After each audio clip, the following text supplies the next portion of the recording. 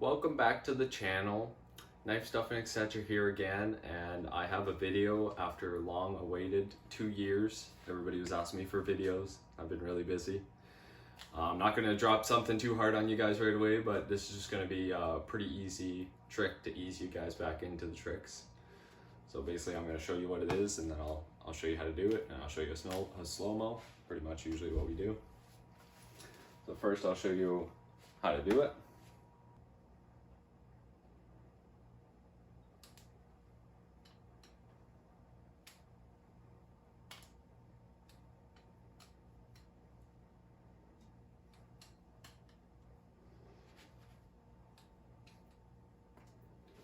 Basically the point is that your karambit, your finger is facing straight down and you're swinging your karambit around without letting it fall off your finger, which is what it's going to want to do. So then you got to swing it really fast to get it to stay on, and then you got to swing it up and do 2 more swings and catch it. Now it's not like a full combo, but you can add this to other combos, like some of the ones that I've showed you guys, and that's basically would be the whole point. Like, it's not like a huge combo either. So basically it is pretty simple. All you have to do is stick your finger straight down, okay?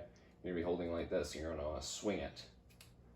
Okay, let it do 2 loops, right? And then you're gonna swing it up. And then, yeah, so you wanna swing it, do 2 loops, and then you wanna catch it and throw it up, and then do another 2 loops. Like this. 2 loops, and then catch it. You can do more loops. You could do more loops on the bottom too.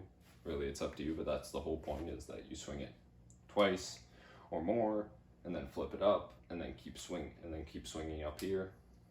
Okay.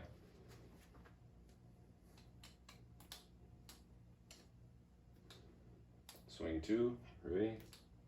Catch it. Okay. And then I'll show you a slow-mo.